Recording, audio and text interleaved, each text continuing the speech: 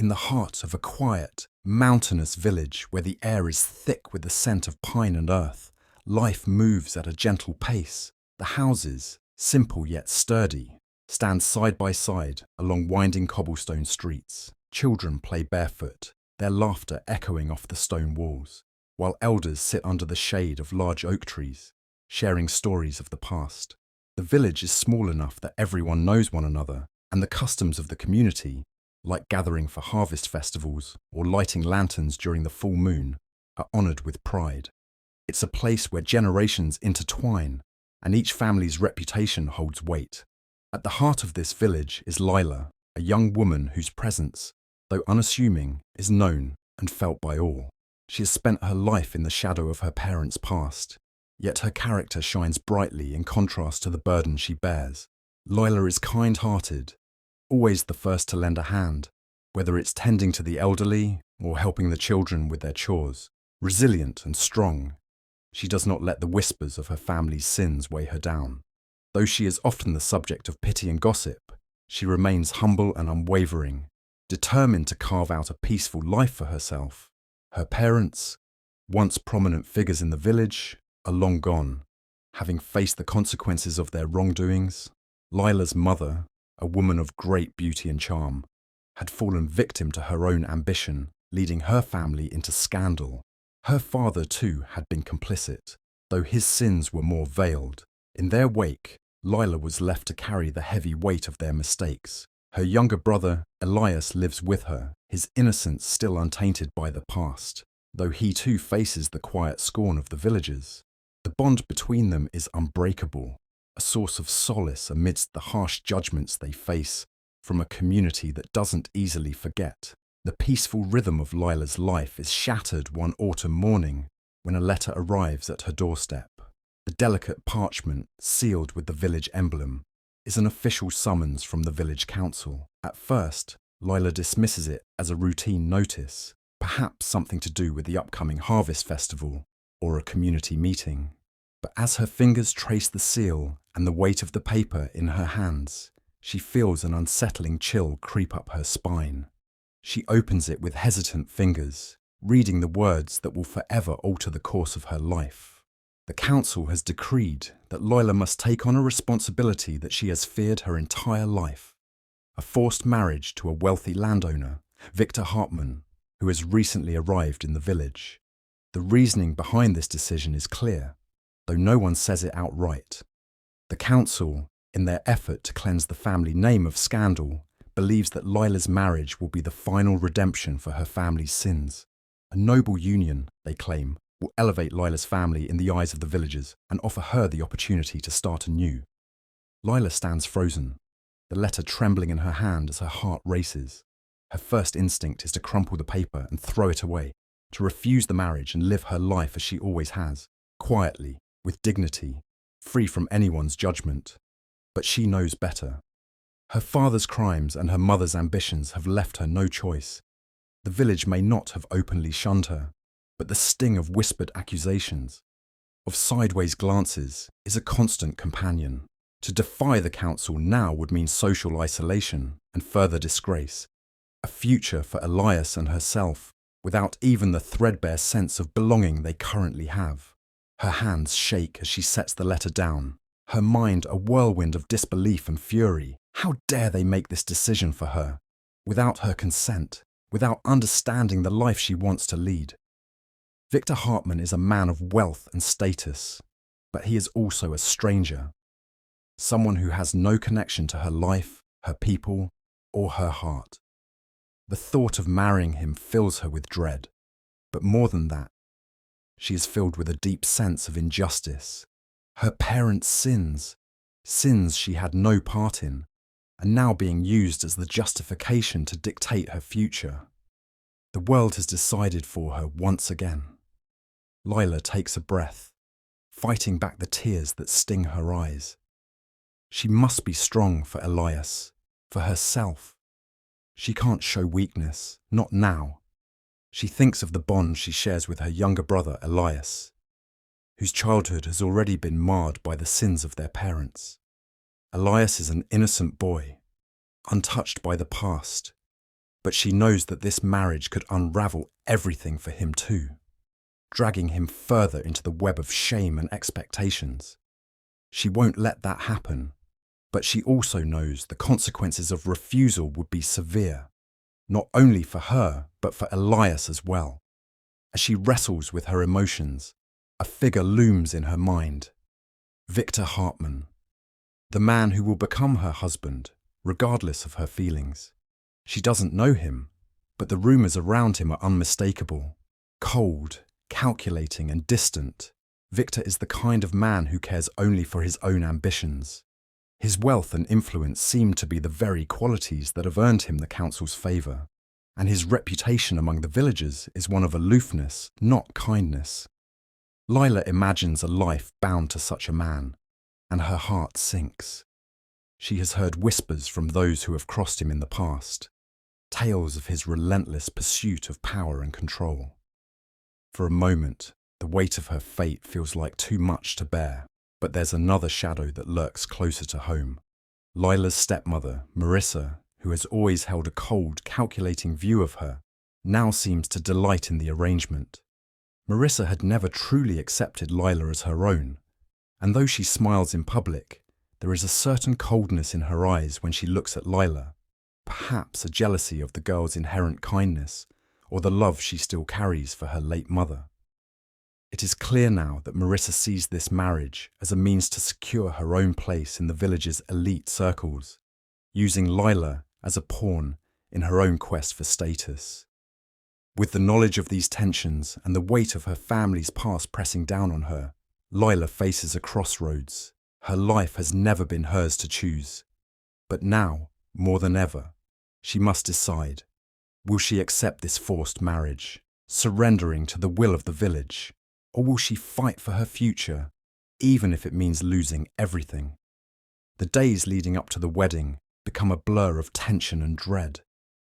Lila's once peaceful existence in the village has been upended, and she finds herself in a constant state of anxiety, caught between the weight of her family's past and the demands of those around her.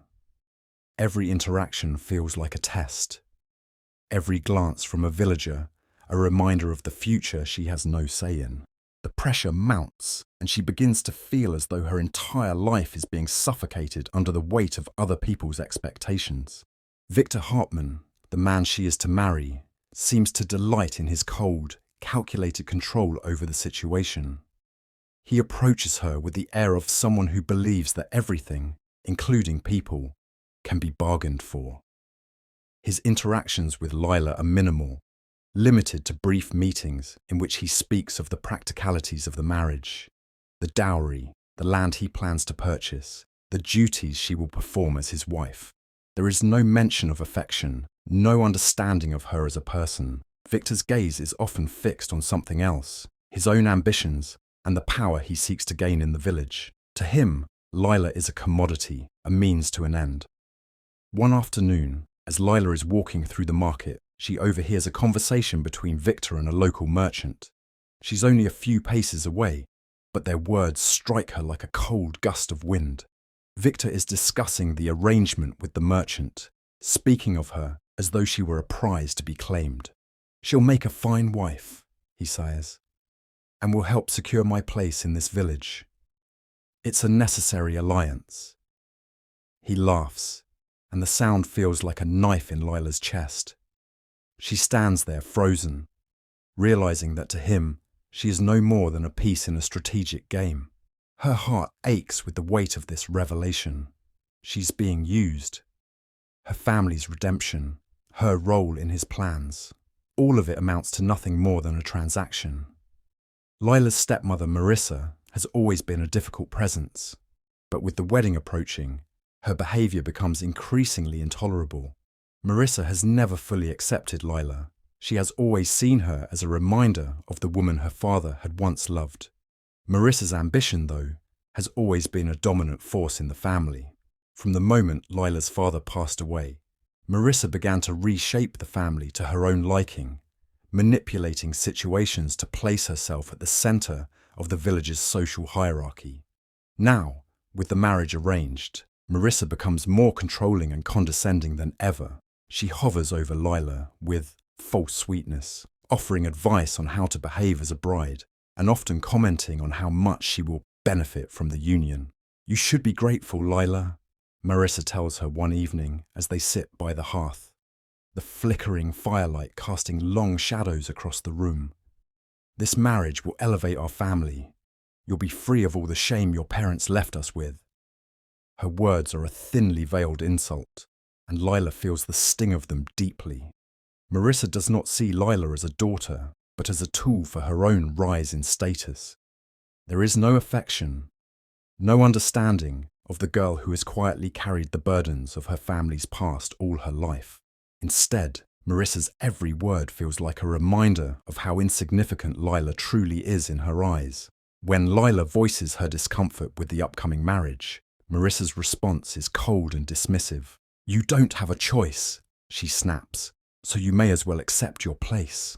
The worst betrayal comes when Marissa, in an attempt to further solidify her position, arranges for a public meeting with the council to discuss the dowry and the official blessing of the union.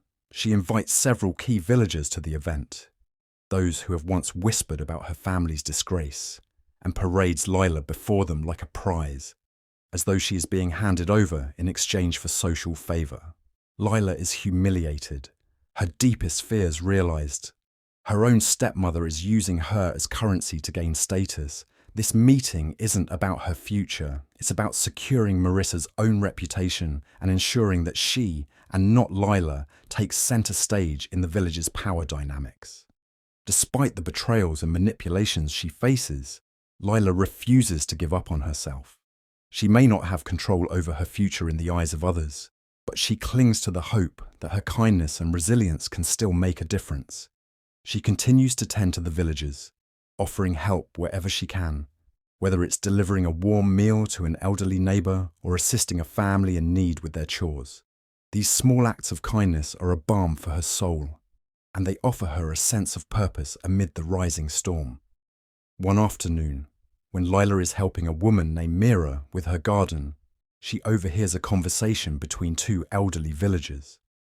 They are talking about her family's past, discussing her mother's fall from grace and her father's role in the scandal. But when they turn their conversation toward Lila, something unexpected happens. Instead of gossiping about her in cruel tones, they speak of her with quiet respect. "That girl," one of them says, "has a good heart. She has nothing to do with what her parents did, yet she carries that burden with more grace than anyone could imagine."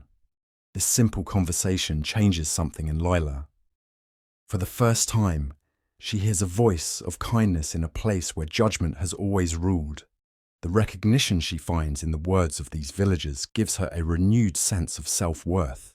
They see her for who she is, not as a symbol of her parents' sins, but as an individual with the power to choose her own path. It is this belief that keeps her going, even when everything else seems against her. Lila begins to look for ways to disrupt the marriage, not out of spite or rebellion, but because she knows she cannot live a life dictated by others. She starts secretly meeting with her old friend Thomas, who has always supported her. Together, they hatch a plan to gather evidence that Victor's intentions are not just transactional, but exploitative. Thomas uses his connections in the village to quietly collect information, uncovering Victor's past dealings and his manipulative behaviour with other women. Lila knows that revealing this information could be a key to breaking free, but she also knows it is risky. If the council learns of her defiance, the consequences could be dire, not just for her, but for Elias as well. As the wedding day approaches, Lila's internal conflict deepens. She has been living in the shadow of her parents' sins for so long, and now she faces the harsh reality that she may be forced to repeat their mistakes, this time through a marriage she never chose. But with each small act of kindness she performs, with each step she takes toward reclaiming her dignity, Lila's strength grows. She may be trapped by her circumstances, but her heart remains free. She knows she cannot stay silent forever. The time for standing up for herself is drawing near. As the days slip by, each one feels heavier than the last, and the pressure on Lila mounts. She cannot escape the relentless gaze of the village, nor the cruel expectations placed upon her. The impending marriage looms over her like a shadow, and every small act of defiance feels like an impossible dream. But she keeps moving, trying to find moments of solace and clarity amidst the chaos. One afternoon, while tending to a neighbour's sickly cow, Lila is approached by an older woman, Mrs. Calderon. Known for her blunt yet compassionate nature, Mrs. Calderon has always quietly supported Lila, never openly acknowledging the gossip surrounding her, but always offering a kind word when others refuse to. As Lila pauses to catch her breath, the older woman's gaze is filled with concern. "You're a strong girl, Lila," Mrs. Calderon says softly, her voice hushed as if speaking too loudly might break the fragile peace between them. "But even the strongest trees can bend in the wind." Lila looks down, meeting the older woman's eyes for the briefest moment, then glances away, afraid that showing her vulnerability might cause Mrs. Calderon to pity her. "I'll manage, Mrs. Calderon. I always have." The woman places a weathered hand on Lila's shoulder. "Aye, you've managed, but don't let yourself be worn down. There are more ways to be free than you might think." For a moment, Lila wants to ask how, to demand answers, but the woman just pats her hand and walks away. Lila is left standing alone with her thoughts, her heart stirring with the weight of what Mrs. Calderon has said. Freedom. Could there be another way? Yet even this flicker of hope is quickly smothered by the harsh reality of her situation. That evening, as she walks home, she's intercepted by one of the village elders, Old Man Harlan, who has always been a staunch supporter of the council and the traditions of the village. He grins at her from across the street, his gnarled fingers holding a walking cane. "Ah, Lila," he says with an almost predatory smile, "I hear the marriage is approaching quickly. You should be so proud, girl. Such a fine match you'll have." His eyes gleam, but there's something unsettling in his tone. "It's for the good of everyone, you know. Your family will finally be redeemed." Lila's heart races. She knows that he is one of those who believes her marriage is a necessary step to cleanse the village of her parents' sins. She forces a smile, though it feels like a mask. "Thank you, Old Man Harlan," she replies politely, keeping her voice steady despite the fire rising in her chest. He leans in closer, lowering his voice. "But remember, girl, there are some things you can't change. A good woman knows when to accept her fate." Lila steps back, her fists clenched at her sides. His words sting, but she does not let them show. Instead, she walks away, each step feeling like a small act of rebellion against the shackles that bind her. No one can tell me what I must do. As the days slip by, Victor's presence becomes more oppressive. His visits to the village are frequent now, and with each one, he grows more distant, more aloof. During one of their brief encounters in the market, he makes it clear that their marriage will be about duty, not love. "You must understand, Lila," he says in his low, controlled voice, eyes barely meeting hers. "I'm doing this for the greater good. It's time for you to accept your place in this. My place in the village will be secure, and your family will be saved. You'll see. It will all make sense once the wedding is done." Lila feels a cold shiver run down her spine. Victor speaks as if their lives are no longer their own. His words are calculated, designed to make her feel small, as though her worth is dependent on the role she plays in his ambition. "I don't want to be a part of your plans," she says, her voice a quiet, defiant whisper. Victor's lips curl into a smile, one that doesn't reach his eyes. "You don't have a choice. We all do our part, Lila. Don't make this harder than it needs to be." The cruel dismissal in his voice leaves her feeling powerless. He has already claimed her, and there's no escape, except there must be. Her mind races, searching for a way out. The marriage must be stopped, but how? What options does she have left? As the tension between her and Victor deepens, another conflict arises. Marissa, her stepmother, becomes more demanding and manipulative. One evening, after a particularly grueling day, Lila returns home to find Marissa waiting for her, a cold smile on her face. "Lila," Marissa begins, her voice sweet but laced with venom. There's something you must understand. You're about to be married to a man of power, someone who will take care of you. But if you continue to act so stubborn, you'll make things worse for all of us. Lila's stomach churns at the suggestion. Marissa is subtly threatening her, using her fear of disappointing the family as leverage. She doesn't want to be married to Victor, doesn't want to be trapped in a life dictated by her stepmother's ambitions, but she feels a rising panic. "I'm doing what's best for everyone," Lila says, trying to keep the tremor from her voice. Marissa leans forward, her voice dropping to a chilling whisper. "Don't make this harder on yourself, Lila. Accept what's coming. I've worked hard to bring you to this point. Don't spoil it now." It's a moment of pure manipulation, and Lila feels the weight of it pressing on her chest. Her stepmother doesn't care about her happiness. She only cares about the power this marriage will bring to their family. But in the midst of the turmoil, there are small sparks of support from those around her. Minor characters whose sympathy gives Lila hope. Thomas, a childhood friend, has always been her confidant. He listens to her frustrations, offering quiet words of encouragement. "I know it's hard," he says one evening, after they meet in secret. "But you're stronger than you think. You don't have to do this, Lila. You have more choices than you realize." His words are simple, but they are enough to give her the strength to keep going. Thomas has been gathering information about Victor, uncovering details about his manipulative history. Together, they've begun to piece together a plan that might expose Victor's true nature to the village council. This is the only way out, yet every step toward freedom is met with resistance. As the wedding day draws nearer, Lila's patience is tested again and again.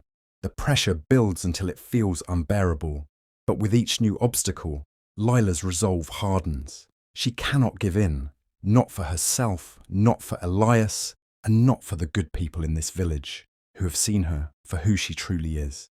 In the silence of the night, as she lies awake, Lila whispers to herself, "I will not be a pawn in their game. I will choose my own future." And for the first time in weeks, she feels a glimmer of hope, a small, fragile thing, but enough to keep her going. The wedding day approaches with the inevitability of a storm. Lila feels herself being pulled under its weight. Each passing day, a reminder that her life is no longer her own. The villagers are abuzz with preparations, excited for the union that will restore honor to her family, and with it, their place in the social order. Lila's role in it is clear: to be the bride, to be silent, to play her part. She has tried, over and over, to find a way out, but each attempt is met with obstacles that seem impossible to overcome. The walls are closing in, and Lila can feel the walls of her own heart hardening with each passing day. Then, one fateful evening, just a week before the wedding, everything unravels.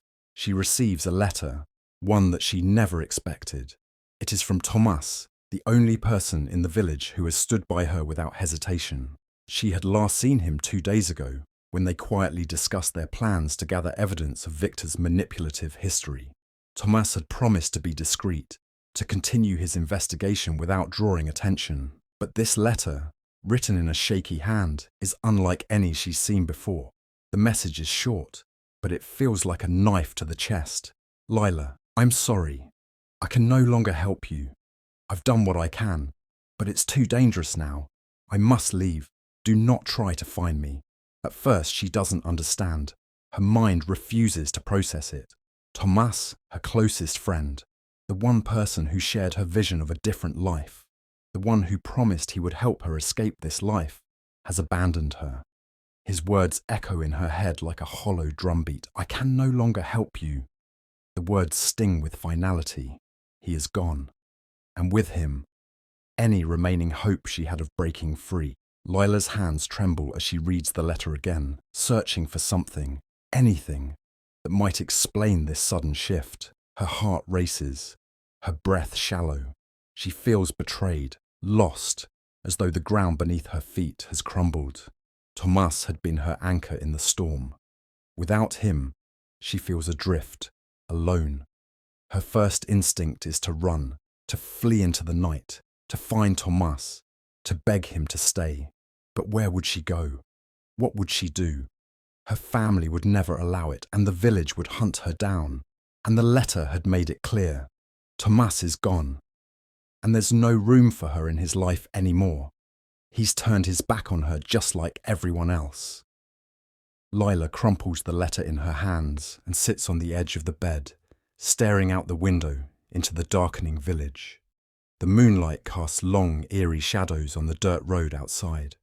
Her heart aches with a deep, gnawing pain, a sense of betrayal that goes beyond Tomas. It's a betrayal of everything she's believed in, everything she's worked for. It's as if the world itself is conspiring to strip away all that she loves, all that she holds dear. For the first time in weeks, she allows herself to cry. The tears come slowly at first, then faster, as if they have been waiting for the right moment to break free. She lets the grief consume her, not caring that she's alone in the dark. For a long while, the only sound is the soft sobbing, the release of all the emotions she's been holding inside: anger, frustration, fear, and above all, hopelessness. The silence that follows is suffocating. Lila feels as if the walls are closing in on her. She's trapped in a life she never chose, bound by promises she never made, and now she has lost the only ally who understood her. What is left for me? She thinks, the question hanging in the air like a cruel mockery. Just as the weight of despair threatens to drown her, there's a soft knock at the door. She wipes her eyes quickly, trying to compose herself, but it's no use. The door opens slowly, and to her surprise, it's Mrs. Calderon, the elderly woman who has always shown her kindness. Mrs. Calderon steps inside, her face lined with concern, but also with a quiet strength. She has seen enough of the world to understand when someone is on the edge of breaking, and she knows Lila needs more than just words of comfort. "I brought you something, dear," Mrs. Calderon says softly, handing Lila a small bundle wrapped in linen. "I thought you might need it." Lila looks at the woman, confused. Mrs. Calderon's eyes are filled with a quiet understanding, a knowing that Lila cannot quite comprehend in her current state of mind. She unwraps the linen to reveal a small, intricately carved wooden box. It's beautiful, but more than that, it's a gift, one that signifies something more profound. Mrs. Calderon sits down beside her, her voice low but steady. "You're not alone, Lila. There are more people watching than you think, more who understand than you realize." Lila looks up at her, her vision blurry with tears. "But I've lost Tomas. I don't know where to turn anymore. He was my last hope." The older woman reaches out and gently takes Lila's hand. "Hope comes in many forms, child. It's not always where we expect it, and sometimes it's in the quietest corners of the world." For the first time in what feels like forever, Lila allows herself to hope just a little. The words seem simple, even mundane, but there's a warmth in them, a soft spark that flickers in the darkness. Maybe there is still a way out. Maybe I'm not alone after all. Mrs. Calderon's visit, though brief, becomes a lifeline. It doesn't solve Lila's problems or make them go away, but it gives her something she hasn't felt in days. Belief, the smallest of gestures, the quietest of words, have rekindled a spark of resistance in Lila's heart. It is a long road ahead, but for the first time, she's willing to walk it. "I'll find my way," Lila whispers to herself, her voice hoarse. "I will not be defeated." And somewhere, deep inside her, she begins to believe it. The day of the wedding arrives, and with it, a sense of finality Lila cannot shake. She's standing in the small, cold dressing room of her family's home, staring into the mirror. The reflection staring back at her is unfamiliar. A woman dressed in the ceremonial finery, her hair bound tightly with pearls, her hands trembling beneath the weight of the bridal gown. This is the moment that will define my life. Her stepmother, Marissa, is outside, speaking to the village's elders, giving instructions on the final preparations. Victor's men are setting up the ceremonial arch in the village square. The village is buzzing with anticipation, their whispers filled with the satisfaction that the redemption of Lila's family is almost complete. No one knows the depth of the pain she is feeling, No one sees the rebellion burning quietly inside her. Lila's heart pounds in her chest. She knows what she has to do. The wedding ceremony is set to begin in a few hours. Victor, cold and calculating as ever, will take his place at the altar, ready to bind her to him in a marriage she never wanted. Lila has spent the last few weeks trying to find any way out. But each time, her path was blocked by Victor, by her stepmother, by the looming eyes of the village council. Yet in the quietest moments, when she could hear nothing but the beating of her own heart, Lila found clarity. She couldn't let this be her life. Today is the day I take control. With resolve hardening in her chest, Lila steps away from the mirror and walks toward the back door. The world outside feels distant, almost unreal, as though everything she's been forced to endure has been happening to someone else. She can feel the weight of the wedding dress pulling at her, but it's the heaviness of her decision that feels like the real burden. With a final glance over her shoulder, she steps into the early morning light, her bare feet crunching on the gravel path, leading away from the house. It's a bold move, one that has the potential to ruin everything. But Lila doesn't care anymore. She has nothing left to lose. As she slips into the woods behind her family's home, her mind races. Where can she go? What will she do? She has no money, no allies left. Not since Tomas left her. All she knows is that she cannot marry Victor. She cannot live the life Marissa and the village have planned for her. She will be trapped in a gilded cage, a life of duty and obligation, and it will consume her. But as she walks, the sharp sound of footsteps on the dirt road behind her stops her dead in her tracks. Her heart lurches into her throat, and for a moment panic surges. They found me. The villagers, Victor's men, they're coming after her. But when she turns, it's not Victor's guards who appear. Instead, standing before her, panting and out of breath, is Tomas. "I knew you would run," he says, his voice strained with urgency. He looks at her with a mixture of guilt and determination. "I'm sorry, Lila. I didn't want to leave you, but it was the only way. They were watching me, and they—" "You were right to leave," Lila interrupts, her voice breaking as she takes a step toward him. "I can't marry him, Tomas. I can't do it. I can't live a life they've planned for me." Tomas stands silent for a moment, then steps closer, lowering his voice. "I couldn't just let you go alone. I've gathered everything I could. Everything that could expose Victor. He's not the man you think he is. He has a reputation in other villages, a history of dishonoring women, manipulating families for his own gain. I've spoken to people who've had their lives ruined by him." Lila blinks, stunned by the revelation. Victor isn't just a man of power. He's a predator. The confirmation of what Tomas is telling her feels like a dark fog lifting, revealing the truth she couldn't see before. "But why didn't you tell me sooner?" Lila asks, her chest tightening.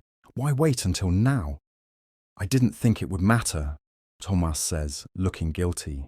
"I thought you were too far gone, but when I heard the wedding was today, I couldn't stand by and watch it happen. Not after everything I've learned."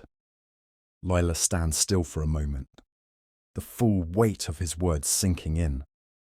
She knows now that the man she was about to marry is nothing but a schemer, a man who has manipulated the village, taken advantage of her family's shame, and planned to trap her in a life of servitude. Suddenly, Tomas holds out a bundle of papers, several pages folded neatly in his hands. "These are testimonies from women in nearby villages, from families that have been ruined by Victor. If we present these to the council today, the marriage will be stopped. You'll be free."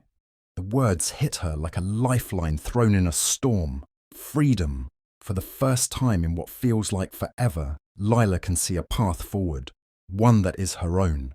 She reaches out and takes the papers from Tomas's hand, her fingers trembling with anticipation.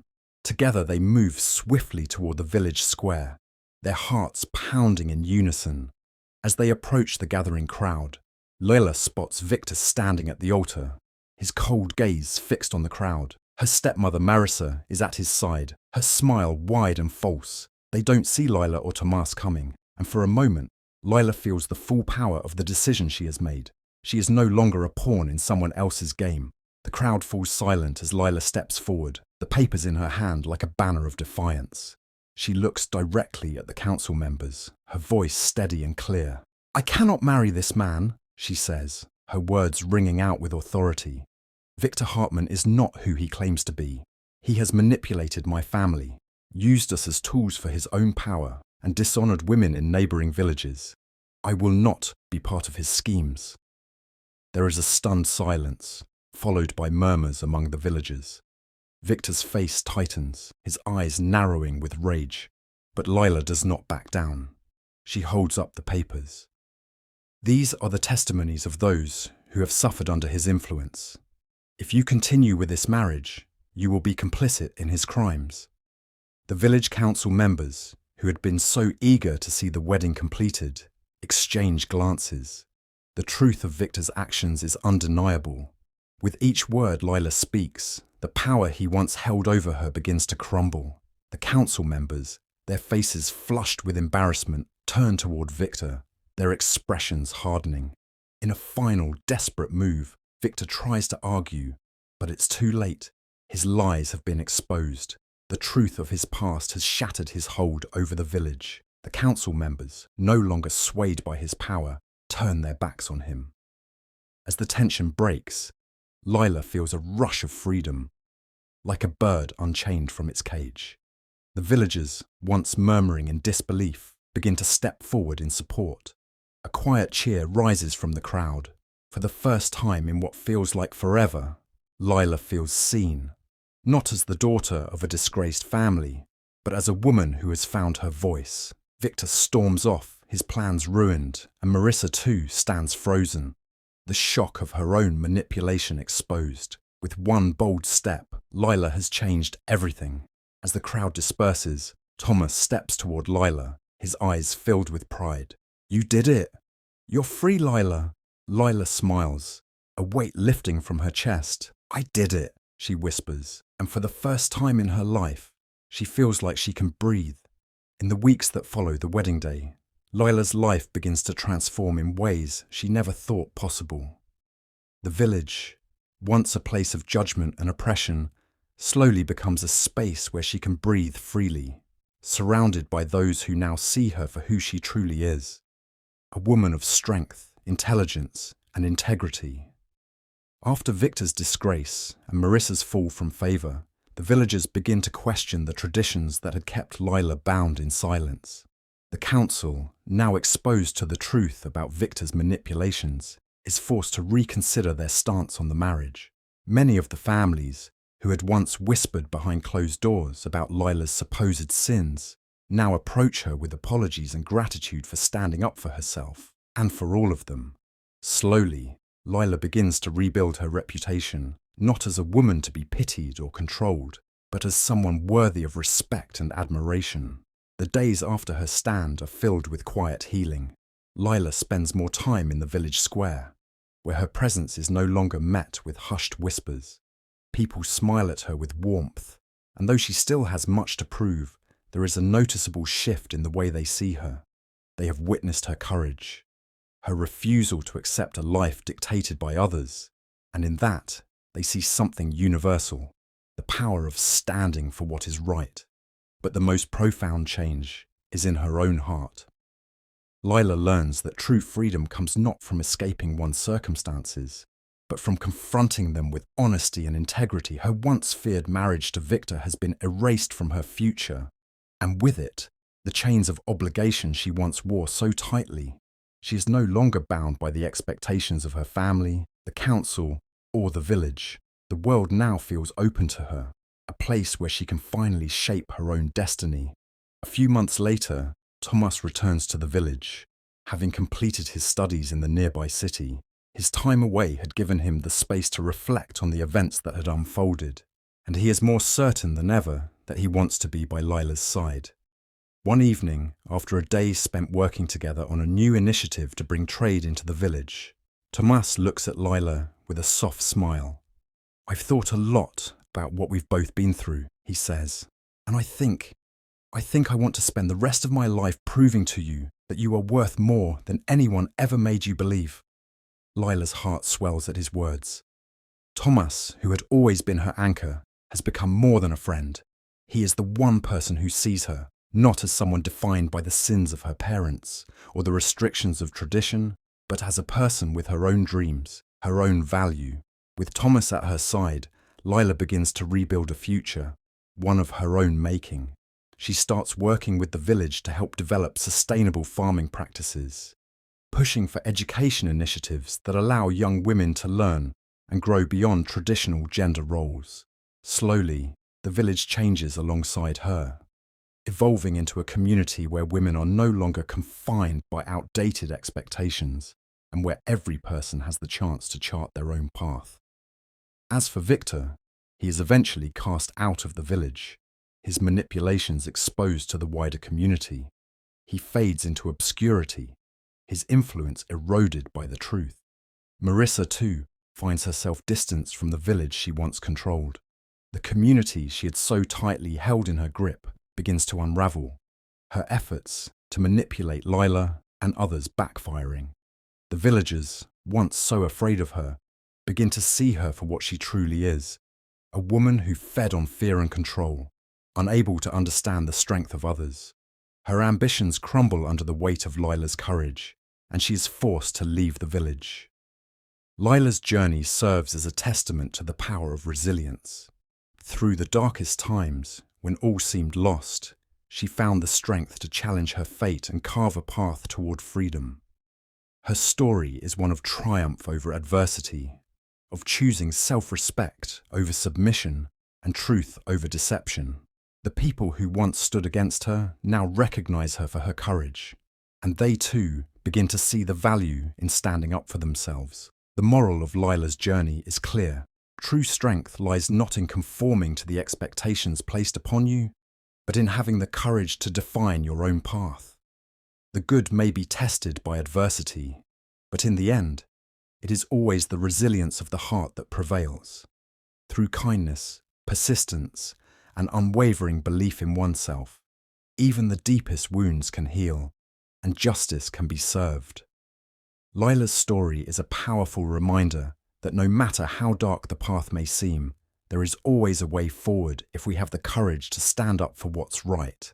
Her resilience, her refusal to be controlled by others, shows us that we all have the strength to change our own lives, no matter the obstacles. Now, I want to hear from you. Have you ever faced a situation where you had to fight for your own freedom or speak your truth? How did it change your life?